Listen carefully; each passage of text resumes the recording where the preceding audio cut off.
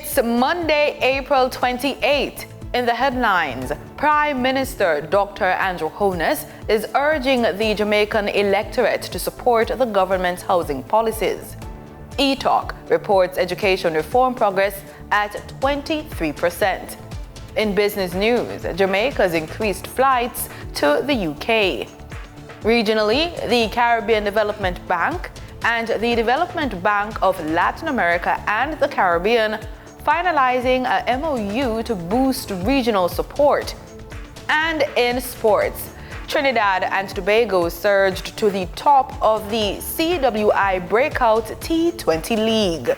This is the news on PBC Jamaica. I'm Simone Absalom Gale.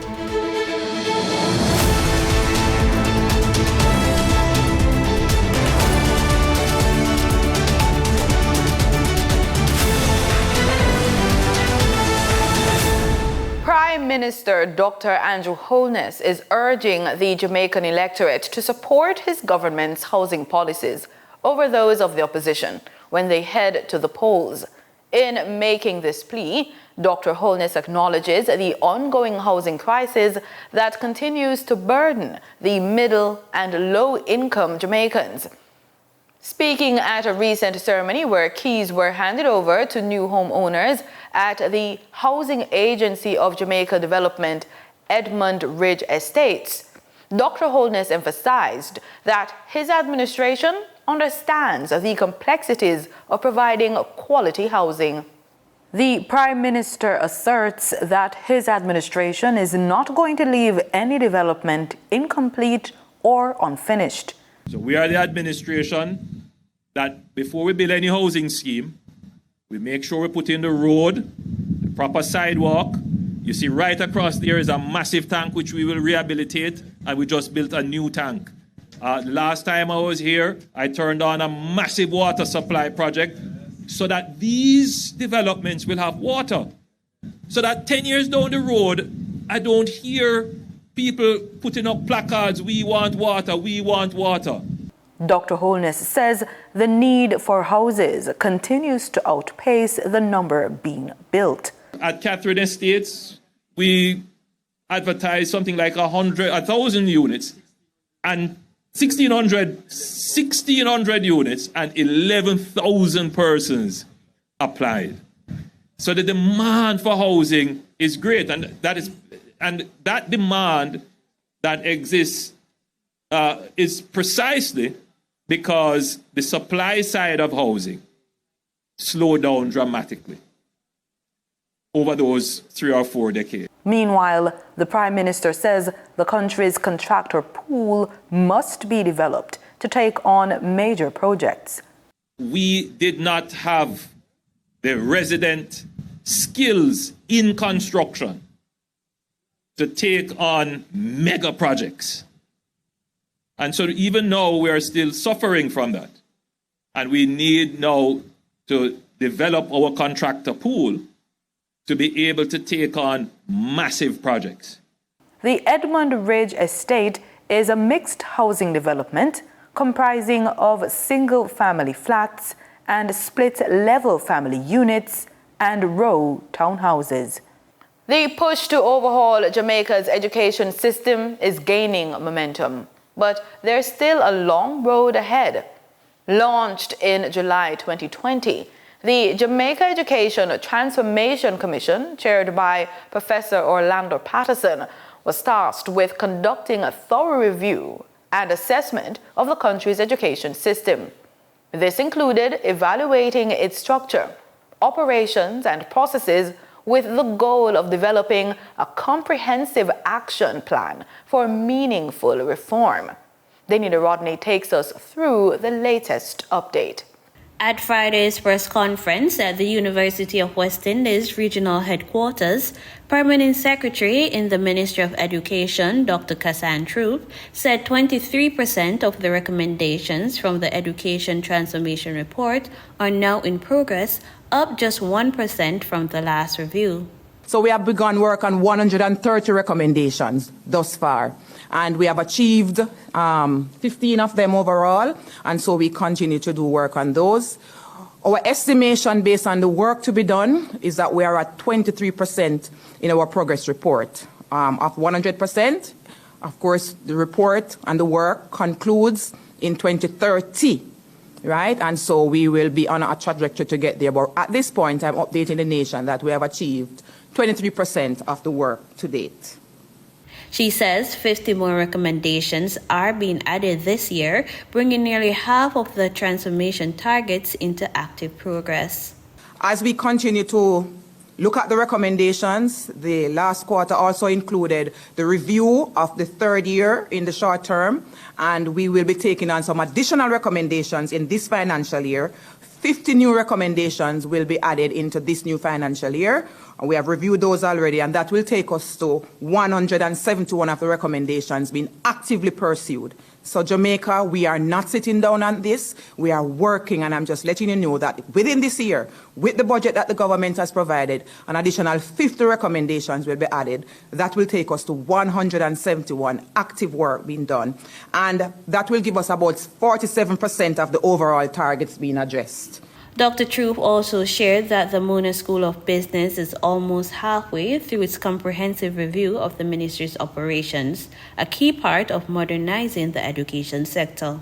They have done the desk review already, and they have done a series of interviews across the ministry and across other ministries to look at other structures, governance structures, and how they work and what is the best fit.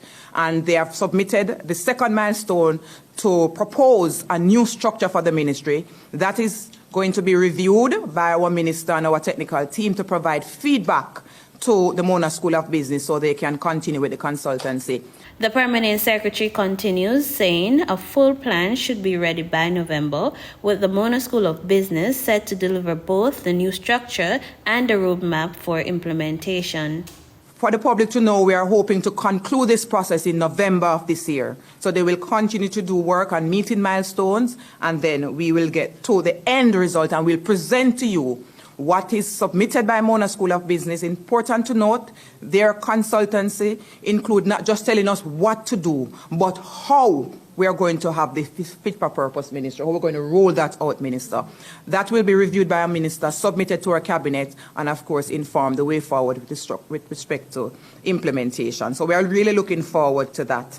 The Oversight Committee says it remains committed to seeing the full implementation of the education transformation recommendations to create a system that is fit for the future. Construction on new infrastructure aimed at preventing crocodiles from becoming trapped in dry sewage ponds in Greater Portmore St. Catherine is set to begin on Monday.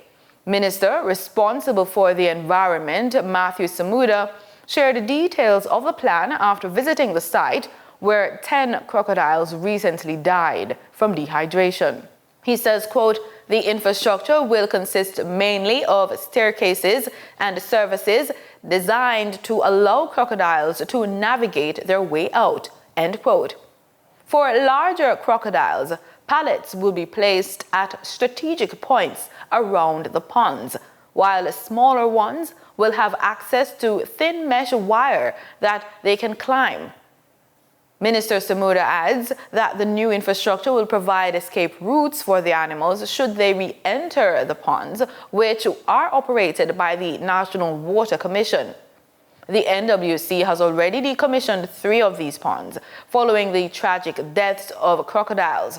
6 of the animals were discovered on April 22, Earth Day, while the remaining 4 were found during a follow-up inspection last Thursday, led by Hope Zoo General Curator Joey Brown and environmental officers. Of the 10 crocodiles that perished, 8 were adults, 1 of which was pregnant, and 2 were juveniles. Time now for the business report with Denise Williams.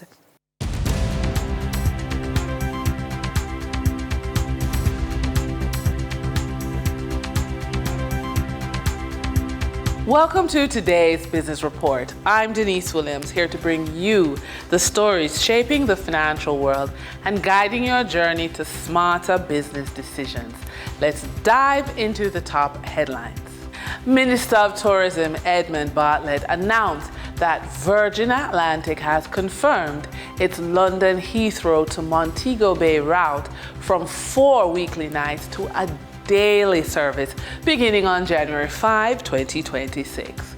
Minister Bartlett says, quote, "This is a win for Jamaica and for the thousands of Jamaicans and visitors who rely on this vital air bridge. Increased airlift is key to our tourism growth strategy and economic resilience. Virgin Atlantic's decision to offer daily service is a testament to our island's enduring appeal and our continued efforts to build strong airline partnerships."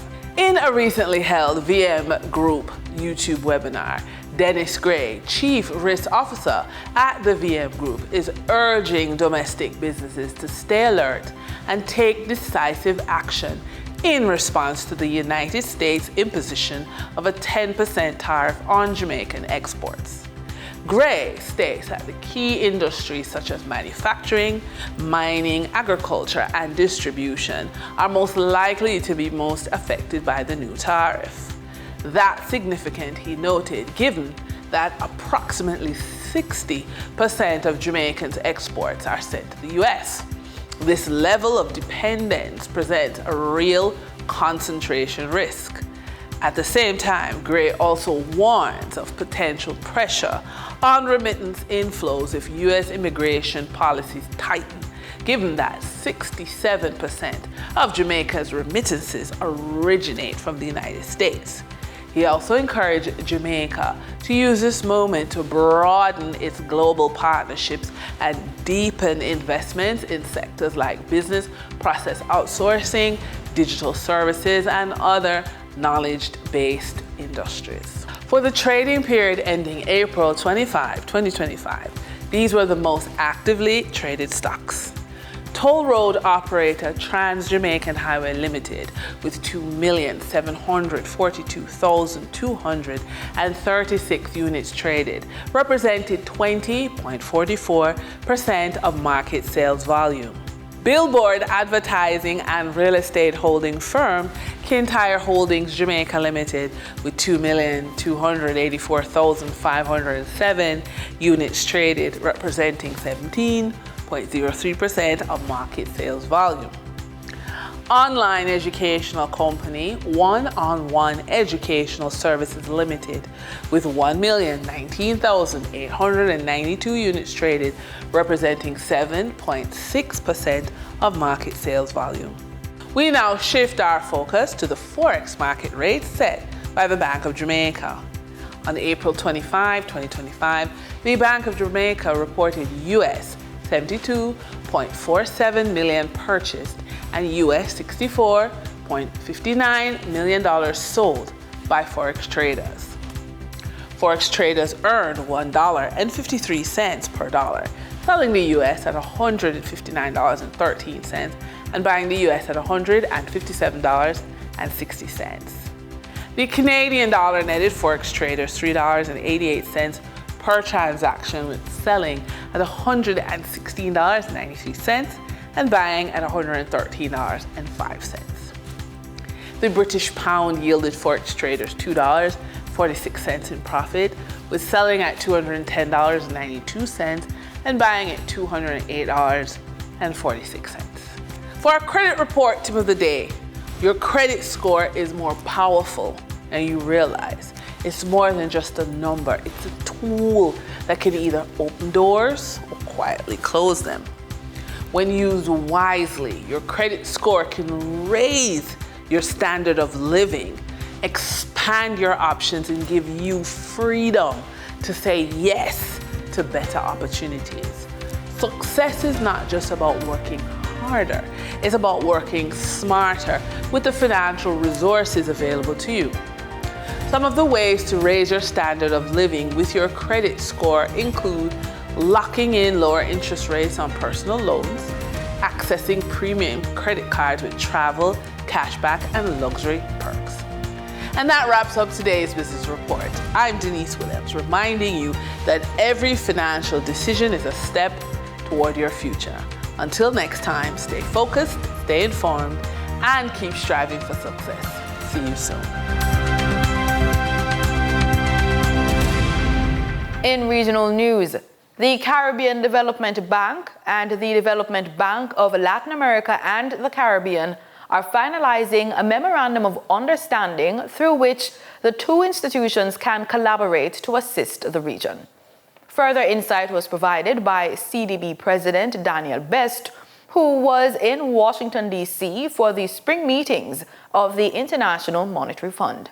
We've identified a few key spaces, private sector being one of them, renewable energy and energy efficiency being another, the transportation space, and infrastructure generally, and the climate action space as areas where we will collaborate to move the development of Latin America and the Caribbean forward. Meanwhile, Barbados' Minister in the Ministry of Finance, Ryan Strawn, who was also attending the IMF spring meetings, notes the Development Bank of Latin America and the Caribbean has been a key partner for its productive development and resilience. As always, CAF has proven itself to be quite facilitating, and yet again, I think our meetings with the President has demonstrated why Barbados has chosen CAF as a strategic partner for building resilience. We've come to Washington in the midst of uncertainty, and this has been one of the very positive meetings, and will certainly solidify the partnership that Barbados and the people of Barbados and government of Barbados that we've entered into with CAF. We believe that the collaboration that CAF has done not just with the government but with other MDBs, we can see that accelerating over the course of the next few months and years. And I do know that our citizens will come to see genuinely the benefits of the association with CAF.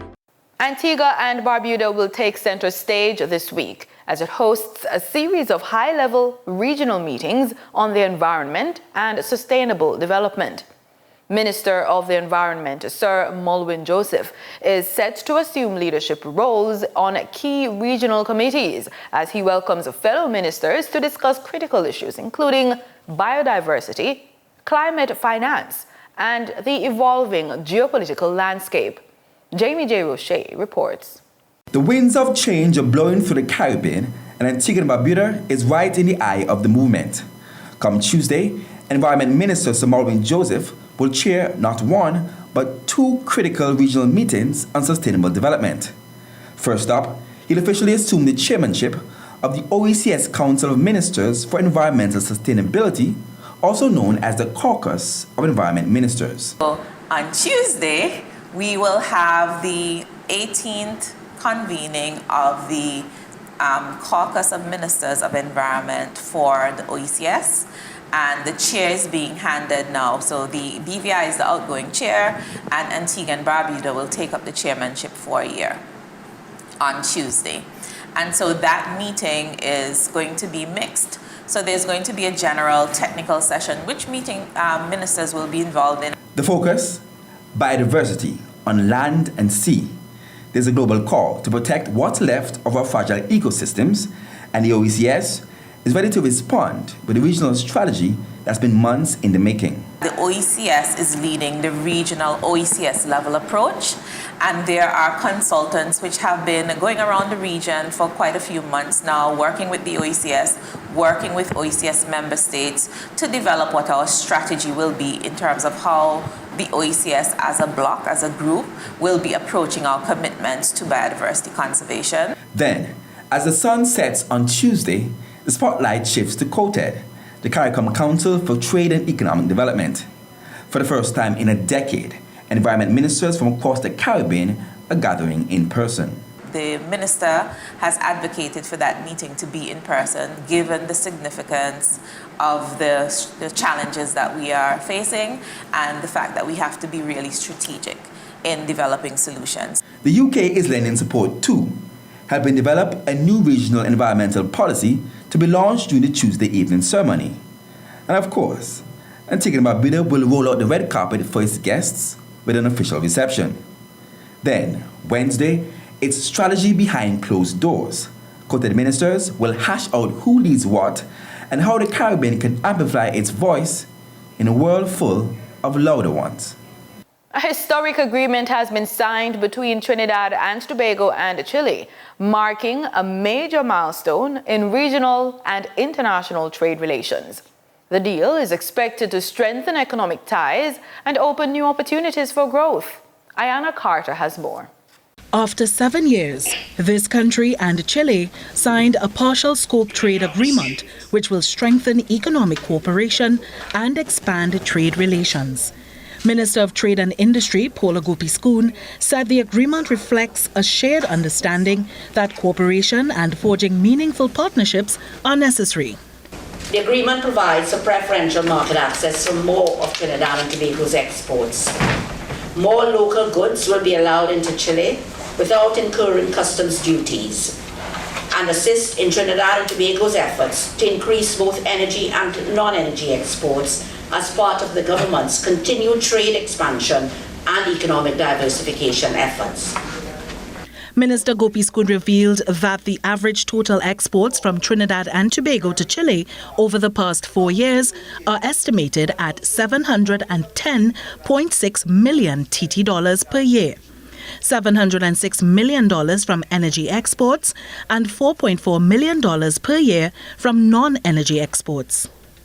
Preferential market access treatment into Chile for Trinidad and Tobago's energy sector will be provided for items such as methanol, ammonia, LNG, aviation fuels, base oils, lubricants, propane, butane, and urea. In addition, the list of items from Trinidad and Tobago's non-energy sector covers duty-free treatment for food and beverage, cosmetics, chemicals, construction, paper, fashion and energy industries. The agreement will provide the opportunity for Trinidad and Tobago businesses to supply their products to a country with a sizable population and, according to the World Bank, one of the world's high-income countries. In sports, we go ringside with boxing. It was a thrilling night at the Stanley Couch Gym in Kingston over the weekend as local and overseas fighters clashed at the Gloves Over Guns Futures fight card. Boxers from the Cayman Islands and the UK were featured in 5 of the 7 bouts, with the visitors winning 3 and Jamaica taking 4. GC Foster's Sadiqi Harris delivered one of the highlights, stopping the UK's Riley Galvin in round 2 after a flurry of punches.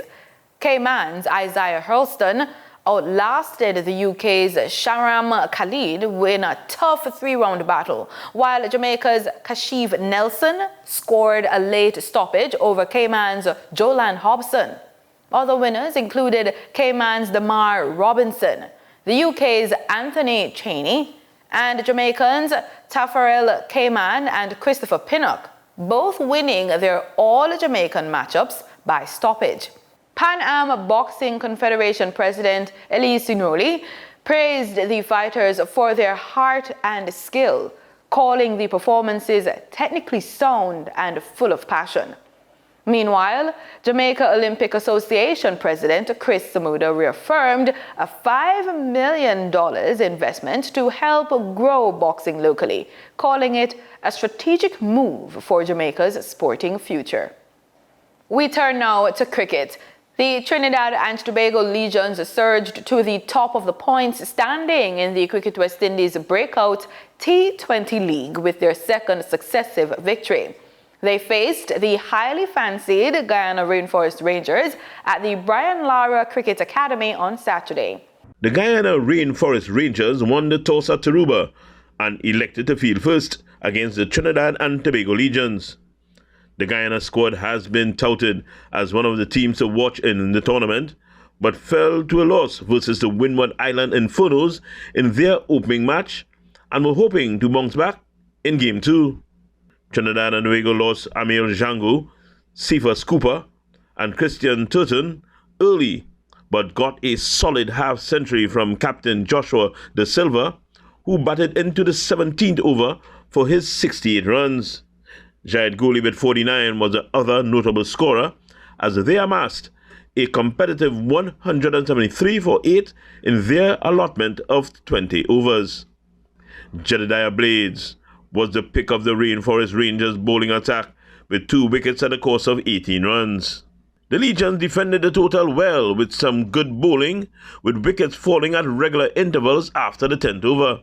The Rainforest Rangers got a top score of 33 from their captain, Kemoy Savary, with 27 from Kevion Anderson being the next best tally, as they reached 154.9 after 20 overs. Doing most of the damage with the ball for the home team was Joshua James, who took 3 for 35, while Mikael Govaya had 2 for 17, and Johan Lane 2 for 25, as the TNT Legions won by 23 runs. With the win, TNT Legions now top the standings on 8 points after 2 matches. Leeward Islands Thunder and Windward Islands Infernos are second and third respectively, after 1 game each. In other news, we look to table tennis. Barbados missed out on the medals in team play at the 2025 Caribbean Regional Youth Table Tennis Championships as action continued at the Wildley Gym. The under-15 boys fell to Jamaica in the semi-finals, while Puerto Rico swept the spotlight with a dominant showing in the team finals. It was Puerto Rico and Jamaica battling for the under-15 boys team title, and all the Puerto Ricans needed at this stage was for Esteban Ayala back in the screen to defeat Ajani Spencer, and he was well on his way to doing so. And with teammates Michael Chow and Sergio Perez already straight game winners, he too had that in plan, and with this point took the first game at 11-2. Jamaica's Spencer looked a bit better in the second game and did gain more points than he did in the first. Ayala had firm command on this matchup, and although there were some healthy exchanges, it was Spencer's errors that were not helping his cause. Ayala had his times too. This one returned into the net, and Spencer's on the receiving end of the point. But in the grand scheme of things, Ayala had enough of a command, and this is where the second game was taken. Spencer could not keep the return on the table. The second game is his at 11-8. Ayala, knowing he and his team were on the crux of glory, had the pressure on, and though I commend Spencer for putting up a resistance, the Puerto Rican was just on fire, and his teammates were loving it. So here we go. Game, match, and title point. Ayala serves, and Spencer returns out. He's done it. Final game at 11-7. Puerto Rico are the under-15 boys team champions. Jamaica settle for the silver.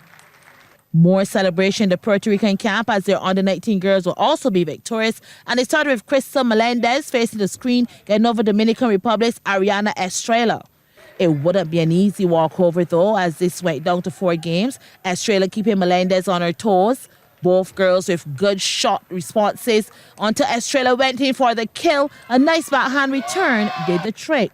Actually, Melendez took the first game at 11-7 before Estrella, seen here getting the point, pulled things away for second game 11-9 win. But Melendez reclaimed the other 2 games at 11-8, 11-9. The match won here to set the stage for her teammates Edmari Leon and Valentina Davila to also be winners as Puerto Rico claimed the under-19 girls team title. The road for their under-19 boys was a little harder. Dominican Republic held them to 2 matches each up until this one, the decider between Puerto Rico's Yadier Lopez, celebrating this point, and Rafael Cabrera. If the first game was anything to go by, you know it was a battle to the end. Lopez returns too hard, so Cabrera gets the point off the back of narrowly losing the first game at 16-14. Cabrera did fall way behind in the second, going down 11-3, but was fighting to keep ahead in this decisive third game, beating Lopez to his right. But Cabrera gave quite a few points away through errors into the net, and Lopez was smelling that victory now. Lopez on the brink of the win, 9-6. Well, make that 10-6. Game, match, and team victory point. Lopez serves, and it's an ace. Lopez wins the final game at 11-6. Puerto Rico are also the under-19 boys team champions. That's the news on PBCJ. Thanks for watching.